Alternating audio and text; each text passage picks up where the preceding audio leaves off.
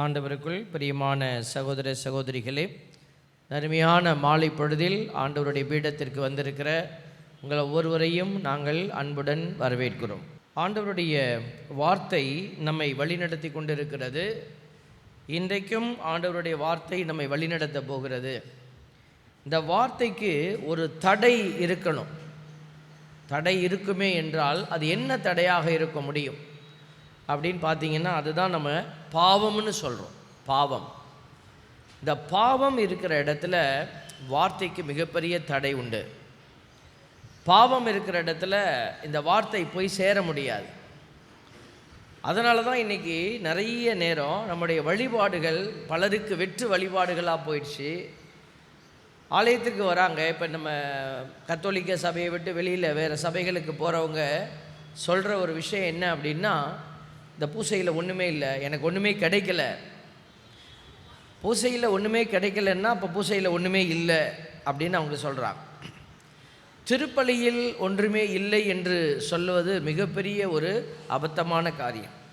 அது பெரிய தவறு. பூசையில் எல்லாமே இருக்கிறது. ஆனால் இங்கே என்ன பிரச்சனை, அந்த திருப்பலியை நான் தகுதியான விதத்தில் எதிர்கொள்ள முடியல, ஏற்றுக்கொள்ள முடியல, சந்திக்க முடியல. அதற்கு தடையாக இருந்தது என்னுடைய பாவம். அதை உணர முடியாத ஒரு நிலையில் என்னை கொண்டு போய் இந்த பாவம் வச்சிருச்சு. அப்படிப்பட்ட நிலையில தான் பிள்ளைகள் என்ன செய்கிறாங்க, இந்த பாவத்தினுடைய கணாகணம் என்று சொல்லுவாங்க. பாவத்தினுடைய மிகப்பெரிய அந்த கணாகணம் அப்படின்னா அதனுடைய வெயிட்டேஜ். பாவம்னாக்க இன்றைக்கி நிறைய பேத்துக்கு என்னன்னே புரியாது. நமக்கு பாவம் அப்படின்னா பாவம், நம்ம செய்கிற 2 பாவத்தை தான் நமக்கு தெரியும். ஆனால் பாவத்தினுடைய அந்த வேதனையை நீங்கள் அறிந்து கொள்ளணும் அப்படின்னாக்க, கடல் அப்படிங்கிற வார்த்தையை நீங்கள் சொல்லி பாருங்களேன். கடல், நம்ம ஒரு கடல்னு சொன்னோன்னா நீங்கள் என்ன செய்வீங்க, கடலை யோசிச்சு பார்ப்பீங்க. அந்த கடல் எங்கே இருக்குது? பக்கத்துலேயே இருக்குது. உங்களுக்கு கடல்னால் தெரியும், உங்களுக்கு சமுத்திரம். கடல்னால் உடனே உங்களுக்கு புரிதல் எப்படி வரும்? அது உள்ள பெரிய பெரிய மீன் இருக்கும், திமிங்கலம் இருக்கும், பெரிய ஆபத்தெல்லாம் இருக்கும், ஓரளவுக்கு தெரியும். கடலை பற்றிய முழு அறிவு இன்னும் நம்ம யாருக்குமே இல்லை. கடல் ஒரு புரிந்து கொள்ள முடியாத ஒரு புதிர். அதே போல தான் பாவமும் இருக்கும். கடல் எப்படி 3 எழுத்தில் அமைக்கப்பட்டிருக்கிறதோ அதே போல் பாவமும் 3 எழுத்தில் அமைக்கப்பட்டிருக்கிற ஒரு காரியம். இந்த பாவத்தினுடைய ஆழத்தை யாராலும் புரிந்து கொள்ள முடியாது. அதை புரிந்து கொள்ளணுன்னா நீங்கள் ஆலயத்தில் போய் உட்கார்ந்து அங்கே இருக்கிற திருச்சிலுவையை உற்று பார்க்கணும். இயேசு ஆண்டவர் பாடுபட்ட அந்த திருச்சிலுவையை நம்ம உற்று பார்க்கும்போது உங்களுக்கு புரியும், கடவுளையே கீழே இழுத்து போட்டது இந்த பாவம். கடவுள் அவரே எல்லாம் படைப்புக்கெல்லாம் அதிபதி அவர் தான். அவரையே பாவம் என்ன செய்தது? சிதைத்தது. அப்படின்னா அவ்வளோ வேதனைக்குரியது தான் இந்த பாவம் அப்படிங்கிற ஒரு வார்த்தை. அதை நம்ம ரொம்ப ஈஸியாக எடுத்துக்கிட்டு போயிட்டு இருக்கிறோங்கிறது தான் வேதனை. அதுக்கு தான் கடவுள் வேதனைப்படுறார். நான் இவ்வளோ பெரிய அடையாளத்தை காட்டியும், இதுதான் அடையாளம். அதனால தான் இந்த திருப்பலியில் நம்மளுடைய ஆலயத்தில் எல்லாம் இந்த திருச்சிலுவையை நம்ம முன்னாடி வச்சுருக்கிறோம். பாடுபட்ட திருச்சிலுவை. கத்தோலிக்க திருச்சபையில் இந்த சுருவம் இருக்கணும், இந்த பாடி இருக்கணும். பாடி இல்லாமல் வெறும் சிலுவையை வச்சுக்கிட்டு நம்ம சொல்கிறது தவறான ஒரு புரிதல். அதனால் இந்த திருச்சிலுவை, பாடுபட்ட திருச்சிலுவை தான் எல்லா ஆலயத்திலும் வைக்கப்பட்டிருக்கிறது. பிசாசு என்ன செய்கிறான் இன்றைக்கி, இதை பார்க்காத, இது வெறும் சிலுவை நம்மளை மீட் பண்ணிக்கல. இந்த வெறும் சிலுவையில் நிறைய பேரை ஏற்றுனாங்க. எந்த மனிதருடைய சாவும் நமக்கு மீட் பண்ணிக்கலை. இந்த சிலுவையில் இயேசு ஏறினதுனால தான் இது திருச்சிலுவையாக மாற்றப்பட்டது. இல்லாட்டினா இது பாவச்சிலுவை. இது பாவப்பட்ட பிள்ளைகளுக்கு, பாவம் செய்தவர்களுக்கு, இந்த குற்றவாளிகளாக தீர்ப்பிடப்பட்டவர்கள் கொடுக்கப்பட்ட ஒரு அடையாளம் தான் இந்த சிலுவை. இந்த வெறும் சிலுவையில் இயேசு ஆண்டவர் ஏறினதுனால தான் இந்த சிலுவை திருச்சிலுவையாக மாறியது. அப்போது இந்த திருச்சிலுவையினுடைய அடையாளம் நமக்கு வைக்கப்பட்டிருக்கிறது. எதற்காக அப்படின்னா, இவ்வளோ பெரிய விலையை கொடுத்து தான் கடவுள் உன்னையை மீட்டெடுத்தார். இதை புரிஞ்சுக்கிட்டாலே போதும், நாம் என்ன செய்வோம், பாவங்களை விட்டு உள்ளே வந்துடுவோம். இப்போ கடவுள் என்ன செய்தார்? ஏன் இந்த சிலுவைக்குள்ளே போனார்? சிலுவை சாவை கையில் எடுத்தார். இந்த வாழ்வுக்கான பாதை அடைக்கப்பட்டுருச்சு. வாழ்வுக்கான பாதை அடைக்கப்பட்டாயிற்று. இப்போ மனுஷன் வாழ்வுக்குள்ளே போக முடியாது, மீட்புக்குள்ளே மோட்சத்துக்கு போக முடியாது. நம்ம புரிகிற மொழியில் சொல்லணுன்னா மோட்சத்துக்கான பாதை அடைச்சிருச்சு இந்த பாவம். யாராலையும் திறக்க முடியல. அப்போ இதை திறந்து வைக்கிறதுக்கு கடவுள் வர வேண்டி இருந்துச்சு. அவருடைய பரிசுத்த இரத்தம்தான் இந்த இடத்துல சிந்தப்பட்டது. அந்த பரிசுத்த இரத்தம்தான் அந்த பாதையை திறந்து வச்சிச்சு. இப்போ பாதையை திறந்து வச்சுட்டாரு. இப்போ எல்லாரும் ஆட்டோமேட்டிக்காக உள்ளே போயிடுவாங்களா? இல்லை. இந்த பாதை வழியே யார் உள்ளே போகிறாங்களோ அவங்க மட்டும்தான் மீட்படைய முடியும். எல்லாருக்கும் வழி உண்டு, எல்லாருக்கும் அந்த வாசல் திறந்து இருக்கிறது. ஆனால் அதில் கடந்து செல்வது என்பது மிகவும் சவால் நிறைந்தது. கிறிஸ்தவர்கள் என்கிற போர்வையை போத்திக்கிட்டு உட்கார்ந்துருக்கிறவங்க எல்லாம் மோட்சத்துக்கு போயிடுவாங்களா? இந்த பாதையில் போயிட முடியுமா? இல்லை. யாராக இருந்தாலும், கிறிஸ்தவராக இருந்தாலும் சரி, கிறிஸ்தவர் அல்லாதவர்களாக இருந்தாலும் சரி, இந்த பாதை வழியே கடந்து சென்றால் மட்டுமே அவர்கள் விண்ணக பேரின்பத்தை காண்பார்கள். Praise the Lord, praise the Lord. கோயிலுக்கு ஆண்டவரோட இருக்கிறவங்க சொல்லுங்கள் பிரைஸ் தி லார்ட். அடுப்படியில் நின்று கொண்டு இருக்கிறவங்க மட்டும் சொல்லுங்கள் பிரைஸ் தி லார்ட். இன்னும் அடுப்படியிலே நிற்கிறீங்களா? பாருங்கள், ஆண்டவர் இந்த இடத்திற்கு நம்மளை ஒவ்வொரு வாரமும் கூட்டிகிட்டு திருப்பலியில் முதல் பகுதி என்ன பகுதி? சாமியார் எல்லாத்தையும் வரவேற்ற உடனேயும் பாவ மன்னிப்பு வழிபாடு வருது. எதற்கு இந்த வழிபாடு முன்னாடி வச்சுருக்காங்க? ஏன் பின்னாடி வச்சுருக்கலாமே? தீர்த்தம் தெளிக்கிறோமே, அது எதுக்கு தெளிக்கிறோம்? தீர்த்தம் எப்போ தெளிக்கணும்? வழிபாட்டு முறைப்படி முன்னாடி தெளிக்கணுமா பின்னாடி தெளிக்கணுமா? பின்னாடி தெளிக்கணும் ஃபாதர். அப்போ தான் எல்லோரும் வருவாங்க, எல்லார் மேலேயும் தண்ணி படும், ஆசீர்வதிக்கப்படுவாங்க அப்படின்னு நினைக்கிறவங்க சொல்லுங்கள். பின்னாடி தான் தெளிக்கணும்னு சொல்கிறவங்க கை தூக்கி காட்டுங்க. தீர்த்தம் பின்னாடி தான் தெளிக்கணும் அப்படிங்கிறவங்க. சரி, முன்னாடி தான் தெளிக்கணும், பூசைக்கு முன்னாடியே தெளிக்கணும், அதுதான் சரி அப்படிங்கிறவங்க கை தூக்கி காட்டுங்க. ரொம்ப சந்தோஷம்.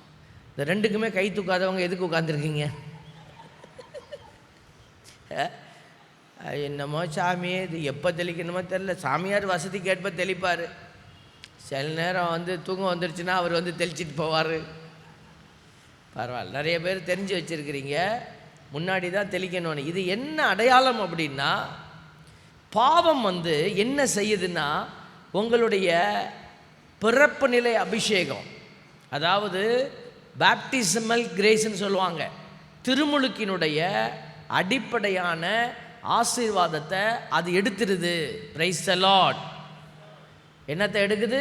பாவம் உங்களுடைய பேப்டிஸ்மல் கிரேஸ், திருமுழுக்கின் ஆசீர்வாதத்தை அது எடுத்துருது. திருமுழுக்கினுடைய ஆசீர்வாதம்னா என்ன? குருத்துவ அபிஷேகம், அதை எடுத்துரும். பேப்டிசம் எப்போதும் பூசையில் பார்ப்பீங்க, ஃபாதர்ஸ் எங்கே உடுப்பு போட்டுட்டு வராங்க? இப்போ இன்றைக்கி இடம்லாம் ஒரு மாதிரி இருக்கிறதுனால நம்ம இங்கேயே உடுப்பு போட்டுட்டோம். ஞாயிற்றுக்கிழமை வழக்கமாக கோயிலில் ஃபாதர்ஸ் எங்கேருந்து வருவாங்க? உடுப்பு போட்டுட்டு பின்னாடியேருந்து வராங்க. ஏன் பின்னாடியேருந்து போகிறாங்க? பசங்க சொல்லுவாங்க, ஃபாதர் வரும்போதே பார்த்துக்கிட்டே வருவாராம், யார் வந்திருக்கிறா யார் வரலை, அட்டண்டன்ஸ் போட்டுகிட்டே வராரு. அதுக்காகவா பின்னாடியேருந்து வராங்களா? இல்லை. பொது குருத்துவத்திலிருந்து தான் பணி குருத்துவம் வந்தது. திருமுழுக்கில் உங்களுக்கு கிடைச்ச ஆசீர்வாதம் என்ன? இன்றைக்கி நிறைய சபைகள் வந்துருச்சு. ரட்சிக்கப்பட்டியான்னு கேட்குறாங்க. அபிஷேகம் வாங்கிட்டியான்னு கேட்குறாங்க. இங்கே உங்களை கேட்டால் எத்தனை பேர் சொல்லுவீங்க நீங்கள் அபிஷேகம் வாங்கிட்டேன்னு சொல்லுவீங்க? இங்கே அபிஷேகம் வாங்கினவங்க மட்டும் சொல்லுங்கள். யாராவது வாங்கியிருந்தால் மட்டும் சொல்லுங்கள், இல்லாட்டினா சொல்லிடக்கூடாது. அபிஷேகம் வாங்கினவங்க மட்டும் கை தூக்கி காட்டுங்க. சரி, திருமுழுக்கு வாங்கினவங்களாம் கை தூக்கி காட்டுங்க. இப்போ திருமுழுக்கில் என்ன கிடைச்சிச்சின்னு நமக்கு தெரியல, அதான் பிரச்சனை. திருமுழுக்கில் உங்களுக்கு கிடைச்சதுக்கு பேர் தான் அபிஷேகம். Praise the Lord. ரட்சிப்பு. ஹல்லேலூயா. யாராவது நீ அபிஷேகம் வாங்கியிருக்கிறியா, ரட்சிக்கப்பட்டியான்னு கேட்டால் முழிக்காதீங்க. நீ குழந்தையாக இருக்கிறப்பவே கடவுள் தெரிந்தெடுத்துட்டார். எசையா 46:3 நம்ம வாசிக்கிறோம், உதரத்தில் நான் தான் உன்னை உருவாக்கினேன், கருப்பையில் நான் தான் உன்னை தாங்கினேங்கிறார். இதெல்லாம் எங்கே இருக்குது? எங்கே இருக்குது? இதெல்லாம் அம்மாவோட வயிற்றுக்குள்ளே இருக்குது. பாருங்கள், அப்போனா என்ன? இது பிறப்பு நிலை ஆசீர்வாதம். ஆண்டவர் பிறப்பிலேயே பிறப்பதற்கு முன்பாகவே தெரிந்தெடுத்துட்டாரு. அப்போ நீ வெளியில் வந்த உடனேயுமே உன்னை ஆசீர்வதிக்கிறதுக்கு எந்த தடையும் இல்லை.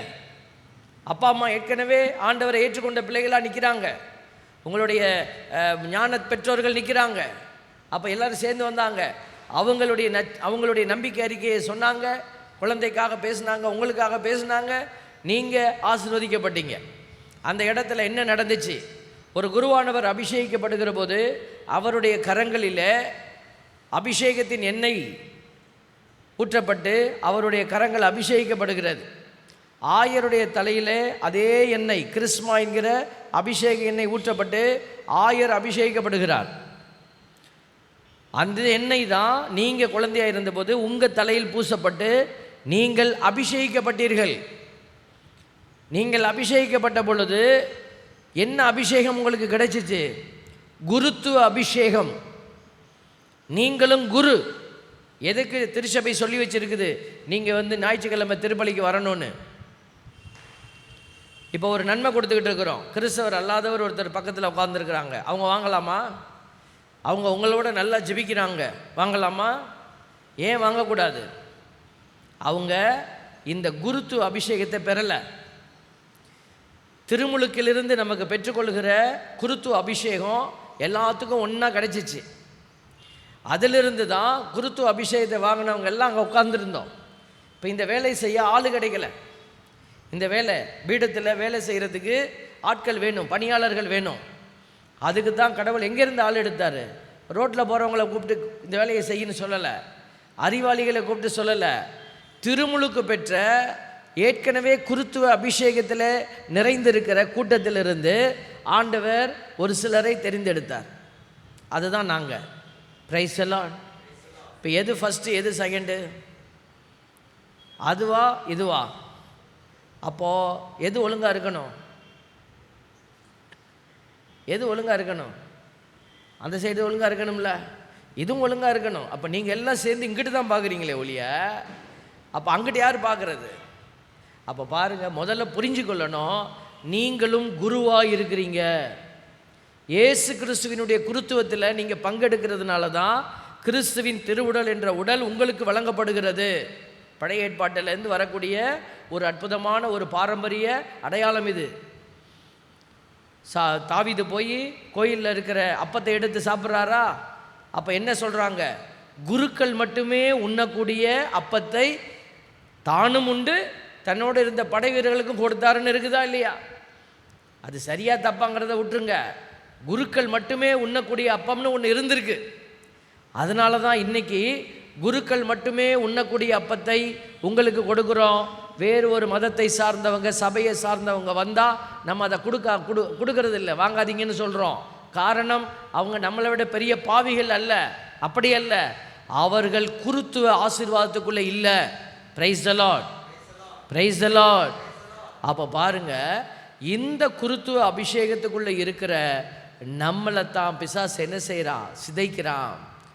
இந்த குருத்துவ அபிஷேகத்துக்குள்ளே இருக்கிற பிள்ளைகள் இந்த நற்கருணையை உட்கொண்டு கடவுளுடைய சக்தியுள்ள பிள்ளைகளாக, சாட்சியாக மாறுவதற்கு கடவுள் கொடுத்திருக்கிற மிகப்பெரிய ஆசீர்வாத கொடை இந்த திருச்சபைக்குள்ளே நீங்கள், நான், எல்லாருமே. அப்போ நாம் பெலன் இழந்த பிள்ளைகளாக மாறி போய் நிற்கிறோம். பெலன் இழந்த பிள்ளைகளாக நம்ம போய் மாற்றப்பட்டு இருக்கிறோம்னாக்க, இந்த குருத்துவ அபிஷேகத்தை எடுத்து விடுகிற ஒரு வேதனை எங்கே இருக்குதுன்னா பாவத்துக்கு இருக்குது. அதனால தான் சொல்கிறோம், பாவம் செய்தவர்கள் நற்கருணை வாங்காதீங்கன்னு சொல்கிறோம். ஏன்னா குருத்துவ அபிஷேகம் போயிடும். அதை தான் பேப்டிஸ்மல் கிரேஸ்ன்னு சொல்கிறோம். திருமுழுக்கினுடைய அருளை அந்த நபர் இழந்து விடுவார். அந்த அருளை இழந்ததுனால அவரால் அந்த நற்கருணையை வாங்க முடியாது, வாங்கக்கூடாது. இந்த புரிதல் உங்களுக்கு இல்லை அப்படின்னா நம்ம என்ன செய்வோம்? நற்கருணையை போய் இந்த பாவம் செய்து குருத்துவ அபிஷேகம் இல்லாத இடத்துல நம்ம போய் வாங்கிடுவோம். அப்போ அது உங்கள் தலையிலே சாபமாக வந்து விழும். அதனால தான் ஆண்டவர் இந்த இடத்துல எச்சரிக்கை மணியை அடிச்சுக்கிட்டே இருக்கிறாரு. திருப்பலியினுடைய முதல் பகுதி பாவ மன்னிப்பு வழிபாடு. ஏன் இந்த பாவ மன்னிப்பு வழிபாடு வைக்கப்பட்டிருக்கிறது? ஒருவேளை உங்களுக்கு பாவ சங்கீர்த்தனம் செய்ய முடியல, இந்த திருமுழுக்கினுடைய அருளை நீங்கள் இழந்து நிற்கிறீங்க, அப்போ என்ன செய்யலாம்? நீ கவலைப்படாத, இப்போ மன்னிப்பு கேளு, ஆண்டவர் உன்னை மன்னிப்பாருன்னு சொல்லி இந்த திருச்சபை நமக்கு ஒரு வாய்ப்பு கொடுத்துருக்கு. ஆனால் நிறைய பேர் இந்த நேரத்தில் மன்னிப்பே கேட்குறதில்ல. எல்லாரும் அப்படியே உட்கார்ந்துருக்கிறது. சாமியார் பெசாட்டு ஏதோ சொல்லுவார். அதுக்கு தான் ஒரு அழகிய ஜெபம் இருக்கிறது, எல்லாம் வல்ல இறைவனிடமும். பாருங்கள், அதில் எல்லாத்தையும் கூப்பிட்டு நம்ம ஜெபிக்க கூப்பிட்றோம். அன்னை மரியாதை கூப்பிட்றோம். திருச்சபை, தாய் திருச்சபை புனிதர்களுடைய பரிந்து பேசுதலை நம்புகிறது. மற்ற சபையில் இருக்கிறவங்க நம்பலை. நீ அதை நம்புறேன்னு சொல்லி தான் நீ உன் நம்பிக்கை அறிக்கை செய்கிறீங்க. அப்புறம் நம்ம மாதாவை வணங்குறோமா, நம்ம புனிதர்களை வணங்குறோமான்னு ஒரு சந்தேகம் உங்களுக்கு ஏற்படுகிறது. நம்ம வணங்குறோமா? கடவுளை நம்ம வணங்குறோம். இவர்கள் வணக்கத்திற்குரியவர்கள். அவர்கள் கடவுளுடைய நிலையில் அல்ல, ஆனால் நமக்காக பரிந்து பேசுகிறவர்கள், ஒரு சபையை வழி நடத்துகிறவர்கள். சொல்கிறாங்க, அது எப்படி மாதாட்ட போய் நீ பரிந்து பேச சொல்லுவ? ஆனால் அவங்க தான் அவங்க பாஸ்டர்கிட்ட போய் சொல்கிறாங்க. அவங்கள்ட்ட வழி நடத்துகிற அந்த ஜெப கூட்டத்தை வழி நடத்துகிற சகோதர சகோதரிகள்கிட்ட கேட்குறாங்க, ப்ளீஸ் ப்ரே ஃபார் மீங்கிறாங்க. கான்ட்ரடிக்ஷனை பாருங்கள். உலகத்தில் இருக்கிற மனுஷன்ட்ட போய் சொல்கிறாங்க, ஜெபம் பண்ணுங்க பாஸ்டர்னு சொல்கிறாங்க, ஜெபம் பண்ணுங்க ஃபாதர்னு சொல்கிறாங்க. அவர் ஜெபிச்சாரு, நான் குணமடைஞ்சிட்டேன்னு சொல்கிறாங்க. ஆனால் அன்னை மரியாளிட்ட எனக்காக ஜெபம் பண்ணுங்க, எனக்காக மன்றாடுங்கன்னு நம்ம சொல்லி கேட்குறது தப்புன்னு சொல்கிறாங்க. இப்போ பார்த்தீங்களா, முரண்பட்ட இன்றைக்கி போதனைகள் நமக்குள்ளே திணிக்கப்பட்டு கொண்டு இருக்கிறது. நிறைய பேர் அங்கே போய் உட்கார்ந்துக்கிட்டு முரண்பட்ட நிலையில் அவங்க சிந்திக்கிறவங்க இருக்கிறாங்க. அப்போ இந்த முரண்பாடுகளுக்குள்ளே எப்படி இவங்க போகிறாங்க? பாவம் இருக்கிற இடத்துல கடவுளுடைய சத்தம் கேட்கறதில்ல. பாவம் இருக்கிற இடத்துல கடவுள் எந்த இடத்துல நம்மளை வழி நடத்துகிறாரு என்பது தெரியல. அப்படிப்பட்டவர்கள் தான் தவறி போய் நின்று கொண்டு திருச்சபை தவறு, கத்தோலிக்க திருச்சபை தவறு, இந்த ஆலயம் தவறு, நீ வழிபடுகிற வழிபாடு தவறுன்னு சொல்கிறாங்க. அது எல்லாத்துக்கும் அடிப்படை பாவம். அதை கேட்டுட்டு யாராவது சொல்லுவாங்க, ஃபாதர் இப்படி சொல்கிறாங்க, என்ன ஃபாதர் நம்ம திருச்சபை இவ்வளவு கேடுகட்டதாக போயிடுச்சான்னுவாங்க. அப்போ நம்ம புரிஞ்சிக்கலாம், இவங்களுக்கும் அந்த நோய் தொற்று இருக்கிறது. நோய் தொற்று இங்கே வந்துருச்சு. அப்போ அவங்களுக்கு என்ன செய்ய முடியாது, நம்ம உடனே ட்ரீட்மெண்ட் எடுக்கணும். அன்புக்குரியவர்களே, சாலமோனின் ஞான நூல் 7:28 சொல்லுகிறது, ஞானத்தோடு வாழ்கின்றவர்கள் மீது அன்பு செலுத்துவது போல. கடவுள் சொல்கிறாரு பாருங்க, ஞானத்தோடு வாழ்கின்றவர்கள் மீது அன்பு அறிவோடு வாழ்கின்ற இல்லை, அறிவை கடந்த ஒரு அறிவு தான் ஞானம். இந்த உலகத்தினுடைய அறிவை கடந்த இன்னொரு அறிவு, அதான் விண்ணகத்திலிருந்து பொழியப்படுகிற அறிவு, அதுக்கு பேர் ஞானம். ஞானத்தோடு வாழ்கின்றவர்கள் மீது அன்பு செலுத்துவது போல வேறு எதன் மீதும் கடவுள் அன்பு செலுத்துவதில்லை. அப்போ இந்த ஞானம் நமக்கு வேணும்னு விரும்புகிறவங்க என்ன செய்வாங்கன்னா, ஆலயத்திற்கு நேரத்துக்கு இந்த அருளை பெற்றுக்கொள்ள முயற்சிப்பாங்க. நம்மளால் என்ன முடியுமோ அதை தானே நம்ம செய்ய முடியும். நம்ம போய் இயேசு ஆண்டவருடைய கல்வாரியிலிருந்து சொட்டு தண்ணீரை கொண்டுட்டு ரத்தத்தை கொண்டு தலையில் ஊற்றிக்க முடியுமா? இல்லையே. அதுக்குத்தான் திருச்சபையில் கடவுள் என்ன செய்திருக்கிறாரு, இந்த வழிபாட்டு முறைக்குள்ள ஒரு அடையாளத்தை வச்சிருக்கிறாரு. இதை நீ கடந்து வா, இதை செய், நான் உன்னை மன்னிக்கிறேன். ஆண்டவர் கொடுத்திருக்கிற வழிகளை அறியக்கூட விரும்பாத பிள்ளைகளாக இருக்கிறோம். ஆலயத்திற்கு வரோம், மனசெல்லாம் வெளியில் வைக்கிறோம். அப்போ ஆண்டவருடைய காரியம் என்ன என்பதை கூட புரிந்து கொள்ள முடியாத ஒரு கஷ்டத்துக்குள்ளே நிற்கிற மக்கள் தான் இன்றைக்கி பெருகி இருக்கிறாங்க. அன்புக்குரிய பிள்ளைகளே, ஆண்டவர் இங்கே கூட நிறைய பேர் உட்கார்ந்துருக்கிறீங்க. இப்போ நான் என்ன பேசுகிறேங்கிறது கொஞ்சம் நேரம் கூட அவங்க கேட்குறாங்க, அதுக்கப்புறம் அவங்க மனசெல்லாம் வெளியில் போயிடுது. யாராவது உள்ளே வராங்க, அப்போ பாருங்கள் அவங்க டிஸ்ட்ராக்ஷன் ஆகியிருக்கிறாங்கன்றதை கண்டுபிடிச்சிடலாம். யாராவது வந்தாங்கன்னா எதுக்கு வராங்க? ப்ரேயருக்கு வராங்க. யார் வந்தால் நமக்கு என்ன? நம்ம வந்திருக்கோம், நம்ம குடும்பம் வந்திருக்கிறோம். ஆனால் நம்ம அப்படியா இருக்கிறோம்? யாராவது முன்னாடி இப்படி வந்துட்டாங்கன்னா உடனே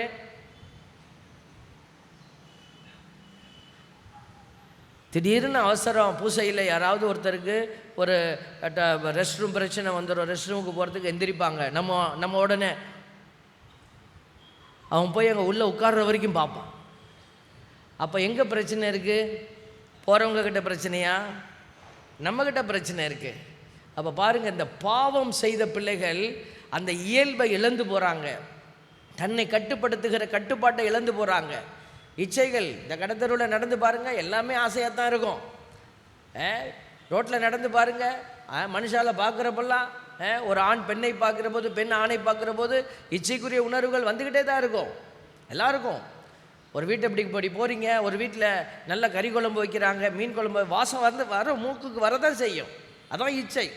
பார்த்த உடனே ஒருத்தரை நமக்கு பிடிக்கும், இது இச்சை. ஆனால் அந்த இச்சைக்குள்ளே போய் விழுறது இருக்குது பார்த்தீங்களா, இச்சை உன்னை கட்டுப்படுத்துது பார்த்தீங்களா, அங்கே தான் நீ பாவம் செய்கிறேன்னு சொல்கிறார். உடலின் இச்சைகளுக்கு உங்களை கீழ்ப்படியாதவாறு, அடிமையாக்காதவாறு நீங்கள் பார்த்து கொள்ளுங்கள் பவுலடியார் சொல்கிறார். அப்போது இச்சைகள் நல்லது, அந்த இச்சைகள் உன்னை அடிமையாக்கி வச்சுருந்துச்சுன்னா நீ பாவியாக இருக்கிற. இதை தான் அடிமைத்தனம்னு சொல்கிறோம். அப்போ இப்படிப்பட்ட காரியத்துக்குள்ளே விழுந்து கிடக்கிற பிள்ளைகள் பாவ நிலையில் இருக்கிறாங்கன்னு சொல்கிறோம். தொடக்க நூலை பார்க்கிறோம். ஆதாம் ஏவாள் பாவம் செய்துட்டாங்க. பாவம் செய்த உடனே ஒரு நல்ல அடையாளம் அந்த இடத்துல பதிவு செய்யப்பட்டிருக்கிறது. அவங்க ஓடி போய் எங்கே ஒளிஞ்சிக்கிட்டாங்க? மரத்துக்கு பின்னாடி ஒளிஞ்சிக்கிட்டாங்க. மரம் என்பது ஒரு குறிச்சொல். வேப்ப மரமா, தென்னை மரமா, ஆலமரமா அப்படின்னு நீங்கள் யோசிக்கக்கூடாது. மரம் என்பது ஒரு குறிச்சொல், ஒரு அடையாள சொல். மரம் என்பது சுயநலத்தினுடைய அடையாளம். இந்த மரம் அது வேலையை செஞ்சுக்கிட்டு அது பெசாட்டு நிற்கும். யாருக்கும் இப்போ ஒரு பெரிய வியாதி, அவங்களுக்கு இந்த மரம் ஏதாவது ஒரு பலனை கொடுக்குமா? ஒன்றும் கொடுக்காது. அது நிற்கும். நீயா வேணும்னா இலையை பறித்து தின்னு நீ உன்னை காப்பாற்றிக்கணும். தென்னை மரம் தேங்காயை வச்சுருக்கோம், மயக்கம் போட்டு கீழே விழுந்தால் தண்ணியை வாயில் ஊற்றாது, அது வேலையை உண்டு தான் உண்டுன்னு நிற்கும். மரத்தை போல சுயநலத்தின் அடையாளம். பாவம் என்பது சுயநலத்தின் அடையாளம். அதான் சொல்லப்பட்டிருக்கிறது, வஞ்சனை நிறைந்த ஆன்மாவில் பாவம் வஞ்சனை நிறைந்த ஆன்மாவில் ஞானம் நுழைவதில்லை. சாலமனின் ஞானம் 1:4 சொல்லுது, வஞ்சனை நிறைந்த ஆன்மாவில் ஞானம் நுழைவதில்லை, பாவத்திற்கு அடிமையான உடலில் ஞானம் குடிகொள்வதில்லை. அப்போ நீங்கள் அடிமையாக இருக்கிறீங்கிறத எப்படி கண்டுபிடிக்கிறது? நீங்கள் எந்த மரத்துக்கு பின்னாடி ஒளிஞ்சிருக்கிறீங்க அப்படின்னு நீங்கள் தான் பார்க்கணும். திருமணமாகி கணவன் மனைவியாக இருக்கிறீங்க, நீங்கள் ஒரு மரத்துக்கு பின்னாடி ஒளிஞ்சிருக்கிறீங்கன்ற அடையாளம் என்ன? கணவனை விட்டுட்டு மனைவியை விட்டுட்டு வேறொரு தொடர்பில் இருக்கிறீங்கன்னா நீ மரத்துக்கு பின்னாடி ஒளிஞ்சிருக்கிற. பிள்ளைகள், வாலிப பிள்ளைகள், உன்னுடைய வாலிப வயது எட்டியதும் அப்பா அம்மாவுக்கெல்லாம் மறைச்சிட்டு நீ செல்ஃபோனுக்குள்ளே யாரோடையோ தொடர்பில் இருக்கிறேன்னா நீ மரத்துக்கு பின்னாடி இருக்கிறேன்னு அர்த்தம். பிள்ளைகளை காப்பாற்றணும், பொண்டாட்டியை காப்பாற்றணும், என் குடும்பத்தை காப்பாற்றணும்னு இன்றைக்கி ஓடிக்கிட்டு இருக்கிற ஆண் பெருமக்கள் யோசிக்க வேண்டியது காசு பணம், காசு பணம், காசு பணம். இப்படி ஓடுற பிள்ளைகள் இருக்கிறீங்கன்னாக்க நீங்கள் யோசிக்க வேண்டியது, நீங்கள் மரத்துக்கு பின்னாடி ஒளிஞ்சிருக்கிறீங்க. கோயிலுக்கு வரதில்லை, கடவுளுக்கு முக்கியத்துவம் கொடுக்கறதில்ல, குடும்பத்தில் அன்பு உறவுக்கு நேரம் இல்லை, நீ மரத்துக்கு பின்னாடி ஒளிஞ்சிருக்கிற. சில பேர் படிப்பு அறிவு படிப்பு அறிவுன்னு ஓடிக்கிட்டே இருப்பாங்க, வாழ்க்கையை விட்டுடுவாங்க. நான் சாதிக்கணும் சாதிக்கணும் சாதிக்கணும்னு ஓடுவாங்க, குடும்பம் இருக்காது, ஒன்றும் இருக்காது. நீங்கள் அதுக்கு பின்னாடி ஒளிஞ்சிருக்கிறீங்க. சில பேர் அதிகாரத்துக்காக எதையும் இழக்க துணிவாங்க, நீ மரத்துக்கு பின்னாடி ஒளிஞ்சிருக்கிற. யோசிச்சு பாருங்க என் அன்பு பிள்ளைகளே, ஆண்டவர் நீ எந்த மரத்துக்கு பின்னாடி ஒளிஞ்சிருக்கிற? தொடக்க நூல் 3:8 ஆண்டவருடைய வார்த்தை இப்படியா எழுதப்பட்டிருக்கிறது, மென்காற்று வீசிய பொழுதினிலே ஆண்டவராகிய கடவுள் தோட்டத்தில் உலவி கொண்டிருந்த ஓசை கேட்டு, ஆண்டவர் அந்த இடத்துல வருகிற சத்தத்தை கேட்டு, மனுஷனும் அவன் மனைவியும், ஆதாமும் ஏவாளும் என்று எழுதப்படவில்லை. ஆதாம் ஏவாள் என்று எழுதப்பட்டிருந்தால் அது அவர்களை மட்டுமே சார்ந்த வார்த்தையாக மாறி இருக்கும். இன்னைக்கு அந்த வார்த்தையில் ஈஷ் அண்ட் ஈஷா, எபிரேய வார்த்தை ஈஷ் அண்ட் ஈஷா என்று எழுதப்பட்டிருக்கிறது. அந்த வார்த்தையினுடைய ஆழமான அர்த்தம் எல்லா ஆண்களையும் உள்ளடக்கக்கூடிய வார்த்தை தான் ஈஷே. ஈஷான்னா அது ஃபீமேல் டேர்ம், எல்லா பெண்களும் அடக்கப்படக்கூடிய வார்த்தை. இன்றைக்கு இந்த பாவத்தில் எல்லாருமே அடங்கி கிடக்கிறீங்க. பாவம் செய்கிற பிள்ளைகள் எல்லோருமே இதைத்தான் செய்து கொண்டு இருக்கிறீங்க அப்படின்னு தான் இந்த அடையாளம் நமக்கு விளக்குகிறது. பாவம் செய்கிற பிள்ளைகள் ஆண்களாக இருந்தாலும் சரி, பெண்களாக இருந்தாலும் சரி, அந்த ஆதாம் ஏவாள் அந்த மனுஷனும் மனுஷியும் மரங்களுக்கிடையே ஒளிந்து கொண்டார்கள் என்று எழுதப்பட்டிருக்கிறது. இதோ இந்த நேரத்தில் நீங்கள் அப்படி மரங்களுக்கு முன்னாடி ஒளிந்து கொண்டிருந்தீங்கன்னா நீங்கள் வெளியில் வர வேண்டிய நேரம். நீங்கள் வெளியில் வராமல் எத்தனை பூசை பார்த்தாலும், எத்தனை பலிகள் ஒப்பு கொடுத்தாலும், எத்தனை திருத்தலத்திற்கு போய் நீ 50-500 மெழுகுதிரியை கொளுத்தி வச்சுட்டு வந்தாலும் நீ விடுதலை அடைய முடியாது. ஏன்னா உனக்காக உன்னை மீட்பதற்காக கல்வாரி மலையில் இறங்கி ரத்தம் சிந்தியது உன் ஆண்டவராகிய கடவுள். நீ ரத்தம் சிந்தணும். ஆண்டவர் எப்படி ரத்தம் சிந்த சொல்கிறார்? உனக்கு தலங்களை அமைச்சு கொடுத்துருக்கிறார். என்னையை போல நீ ரத்தம் சிந்த வேண்டாம், பாவ மன்னிப்பு போய் கேளு. இதோ அந்த இடத்துல ஒரு குருவானவர் இருக்கிறார், போய் முட்டி போட்டு உன் பாவத்தை அறிக்கையிடு. பாருங்க, வெக்கம் வருது, வேதனை வருது, எப்படி சொல்றது? பிசாசு ஒரு ஐடியா கொடுக்குறான், நீ போய் மனுஷன்கிட்ட சொல்லாத, நேராக ஆண்டவர்கிட்ட சொல்லிக்கோ. சொல்லி பாருங்க, ஆண்டவரே நான் விபச்சார பாவம் செஞ்சிட்டேன் சொல்லி பாருங்க, வலிக்கவே வலிக்காது. ஆண்டவரே எங்கள் அப்பா அம்மாவுக்கு தெரியாமல் நான் என்னுடைய உடலை நான் அசிங்கப்படுத்திட்டேன், பிள்ளைங்க சொல்லி பாருங்க. இதோ நான் அடுத்தவன் பொருளை திருடிட்டேன் சொல்லி பாருங்க, வலியே வராது. ஆண்டவர்கிட்ட நேராக சொல்கிறேன்னு சொல்லி உங்களை ஏமாற்றிக்கொள்ளக்கூடாது. ஆண்டவர் மிக தெளிவாக நமக்கு அறிவுரைத்து கொண்டே இருக்கிற விஷயங்கள், உன் பாவங்களை அறிக்கை செய்ய வேண்டும். பைபிளில் நிறைய இடத்துல இருக்கிறது. உன் பாவங்களை அறிக்கையிட வெட்கப்படாதே, ஆற்றின் நீரோட்டத்தை தடை செய்ய முயலாதே. நிறைய இடத்துல ஆண்டவர் வெளிப்படுத்தி இருக்கிறார். அவர்கள் தாங்கள் செய்த பாவத்தை அறிக்கையிட வேண்டும். பார்த்தீங்களா? பாவம், என் பாவத்தை அறிக்கையிடாதவரை நாள் முழுதும் நான் கதறி அழுததால் என் எலும்புகள் கலன்று போயின. இன்னைக்கு நிறைய பேர் இப்படியே தான் கிடக்கிறோம். பாவம் வெளிப்படுத்தப்படாமல் அப்படியே கிடக்குது. நம்மை சுற்றி இருக்கிற வேதனை ஜாஸ்தி ஆயிடுச்சு.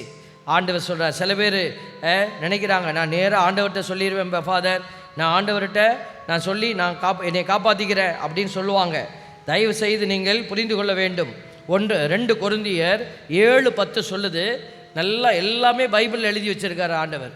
எல்லா சட்டங்களும் பைபிளில் எல்லாமே முழுசாக இருக்காது. அதுக்கு தான் திருச்சபை கொடுக்கப்பட்டிருக்கிறது. அதனால தான் சொல்கிறோம், நீங்கள் பைபிளை மட்டும் பார்த்து ஏமாந்துடாதீங்க. திருச்சபை கொடுக்குற சத்தியத்தினுடைய விளக்கத்தை பாருங்கள். 7:10 கடவுளுக்கு ஏற்புடைய முறையில் தாங்கிக் கொள்ளப்படும் மன வருத்தம். நீ கோயிலில் போய் உட்காந்து ஐயோ நான் இப்படி பாவம் பண்ணிட்டேன், ஐயோ நான் இப்படி பாவம் பண்ணிட்டேன் அடிச்சுக்கிட்டு அழுதா அது ஏற்புடைய மன வருத்தம் அல்ல. நீங்கள் போய் 10 பேர்கிட்ட சொல்லி நான் இப்படி பாவம் பண்ணிட்டேன், அது ஏற்புடைய மன வருத்தம் அல்ல. நீ டெய்லி சாப்பிடாமல் உட்காந்து இப்படி ஒரு பாவத்தை பண்ணிட்டேனேன்னு நீ பட்டினி கிடந்தா அது ஏற்புடைய மன வருத்தம் அல்ல. ஆண்டவருக்கு ஏற்புடைய மன வருத்தம் என்ன? ஆண்டவர் அமைத்து கொடுத்திருக்கிற தலங்கள் உண்டு. நீங்கள் அந்த தலத்தில் போய் நீங்கள் என்ன செய்யணுமோ அதை சரியாய் செய்யணும். இக்கடவுளுக்கு ஏற்புடைய முறையில் தாங்கிக் கொள்ளப்படும் மன வருத்தம் மீட்பு தரும் மனமாற்றத்தை விளைவிக்கிறது. அங்கே தான் உனக்கு மீட்பு தரக்கூடிய மனமாற்றம் கிடைக்கும். மற்ற இடத்துலெல்லாம் மனமாற்றம் கிடைக்காது. அந்த பாவத்தை நீங்கள் அட்ஜஸ்ட் பண்ணிக்கிற மனசு வேணா கிடைக்கும். 10 தடவை வெளியில் சொல்லிட்டீங்கன்னா 11ஆவது தடவை அந்த பாவம் புளிச்சு போயிடும். எல்லாரும் என்ன சொல்லுவாங்க, யாரா பண்ணல இந்த பாவம், யார் பண்ணல, சாமியார் பண்ணலையா, சிஸ்டர் பண்ணலையா, இல்லை நம்ம அண்ணாச்சி பண்ணலையா, இல்லை நம்ம அக்கா பண்ணலையா, எல்லாம் பண்ணித்தாண்டா இருக்காங்க அப்படின்னு சொல்லி பாவத்தை நியாயப்படுத்தத்தான் பிள்ளைகள் உனக்கு உதவி செய்வார்கள். பாவத்தை மீட்டெடுக்க யாரும் உதவி செய்ய முடியாது, இயேசு ஒருவரை தவிர. அவர் கொடுத்த அருமையான அடையாளம் ஒப்புரவு அருட்சாதனம். பாருங்க, அதுதான் நமக்கு கடவுள் கொடுத்த ஏற்புடைய முறையில் தாங்கிக் கொள்ளப்படும் மன வருத்தம் மீட்பு தரும் மனமாற்றத்தை விளைவிக்கிறது. இதில் வருத்தப்படுவதற்கு ஒன்றுமில்லை. பாவத்தை போய் அறிக்கை செய்ய நீ வருத்தப்படுவதற்கு ஒன்றுமில்லை. ஏன்னா அங்கே உட்கார்ந்துருக்கிற ஃபாதரும் பாவியாத்தான் இருக்கிறோம். அதனால தான் நாங்கள் பாவிகளை மன்னிக்கிற ஆற்றலை ஆண்டவர் எங்களுக்கு கொடுத்திருக்கிறார். நாங்கள் புண்ணியவான் என்பதனாலே அல்ல. நீங்கள் என்னென்ன பாவத்தை எல்லாம் சந்தித்து வருகிறீர்களோ அதே பாவத்தை குருக்களும் சந்திக்க வேண்டி இருக்கிறது. ஜெயிக்கிறது வேணா நீங்கள் கூட நான் கூடயா இருக்கலாம். ஆனால் ஆண்டவருடைய வார்த்தை சொல்லு, வருத்தப்படுவதற்கு ஒன்றுமில்லை. ஏன் அங்கே போய் சொல்ல நீ வருத்தப்படுற? ஆனால் உலக போக்கிலான மன வருத்தம் சாவை விளைவிக்கும். பார்த்தீங்களா? நீ உலக போக்கில் போய் அடிச்சுக்கிட்டு அழுவுறது, அடுத்தவன்ட்ட சொல்லிட்டு இருக்கிறது, சாப்பிடாமல் உட்கார்ந்துருக்கிறது, இது சாவை விளைவிக்கும். ஆண்டவர் உங்களுக்கு கொடுக்குற அருமையான வாய்ப்புகளை பயன்படுத்தி கொள்ளுங்க. இதோ எழுந்துச்சு நிற்போமா? எல்லாம் எழுந்து நிற்போம். இப்போ ஆண்டவர் உங்களுக்கு கொடுக்குற ஏதோ ஏற்புடைய நிலையில் உங்களுக்கு கொடுக்கிற மன வருத்தத்திற்கான ஒரு தளம் இந்த பாவ அறிக்கை. இதோ எல்லாரும் எழுந்து நின்று கண்களை மூடி கரங்களை கும்பிட்டு அல்லது கரங்களை மார்பில் வச்சு நீங்கள் உங்களையே சோதித்தறிங்க. ஆண்டவருக்கு முன்னாடி சொல்லுங்க, ஆண்டவரே நான் ஒரு பாவியப்பா, ஆண்டவரே நான் ஒரு பாவி. இதோ அந்த ஏழை அந்த ஒரு பெரிய மனுஷன் வரி தண்டுபவன் வெளியில் வந்து நின்று சொல்கிறான். இதோ பெரிய பணக்காரன் பரிசையன் முன்னாடி நின்று தன்னை நியாயப்படுத்தினான். இதோ இந்த இடத்துல நியாயப்படுத்தாதீங்க, கண்களை மூடுங்க. சிலரால் கண்ணை கூட மூட முடியாது. கண்களை மூடுவது ஒரு தாழ்ச்சியின் அடையாளம், ஒரு தாழ்ச்சியின் அடையாளம். கடவுளுக்கு முன்னாடி நம்ம வெறுமையை வெளிப்படுத்துகிற அடையாளம். இதோ ஆண்டவர் இந்த இடத்துல உங்களுக்கு அந்த அழைப்பை கொடுக்கிறாரு. நீங்கள் தாழ்ச்சியோட நீங்கள் தாழ்ச்சியோடு ஆண்டவர்கிட்ட ஒப்பு கொடுங்க. ஆண்டவரே, நான் பாவியாக இருக்கிறேன், என் வார்த்தையினால் பாவம் செய்தேனப்பா, என் பார்வையினால் பாவம் செய்தேன், என் சிந்தனையினால் தீய எண்ணங்கள் கருகொண்டு என் இதயத்திலே பாவத்தை விளைத்ததப்பா. நன்மை செய்ய தெரிந்திருந்தும் நான் நன்மை செய்யாமல் இருந்தேன் அப்பா. இதோ என்னுடைய கண்களை மூடிக்கொண்டேன் தகப்பனே, காதுகளை பொத்தி கொண்டேன் தகப்பனே. இதோ நான் நன்மை செய்ய விரும்பாத பிள்ளையா நின்றிருக்கிறேன் அப்பா. இதோ இந்த இடத்துல என்னை மன்னியுங்க. கணவரை அவமானமாய் பேசினேன், மனைவியை அவமானமாய் பேசினேன், மதிக்கிறேன் என்று சொல்லிவிட்டு அவர்களை அவமரியாதைக்குரிய வார்த்தையினாலும் செயலாலும் அவமானப்படுத்தினேன். பிள்ளைகளை அவமானப்படுத்தி இருக்கிறேன், பெற்றோரை அவமானப்படுத்தி இருக்கிறேன். ஒப்பு கொடுங்க. எல்லாரும் கண்களை மூடி ஒப்பு கொடுப்போமா? நான் செய்த பாவங்களையும் நான் செய்த குற்றங்களையும் நினையாதையும் இயேசுவே, நினையாதையும் இயேசுவே. நான் செய்த பாவங்களையும் நான் செய்த குற்றங்களையும் மன்னியும் இயேசுவே, மன்னியும் இயேசுவே.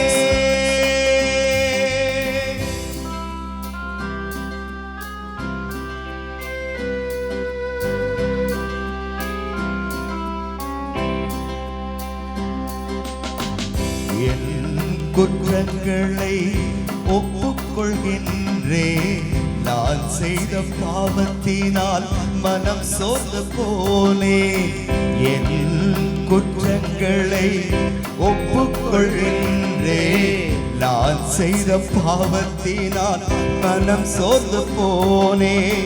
நான் பெரும் பாவி இயேசுவே, நீர் என்னை மன்னியும் இயேசுவே. நான் பெரும் பாவி இயேசுவே, நீர் என்னை மன்னியும் இயேசுவே. நீர் என்னை மன்னியும் இயேசுவே, நீர் என்னை மன்னியும் இயேசுவே. நான் செய்த பாவங்களையும் நான் செய்த குற்றங்களையும்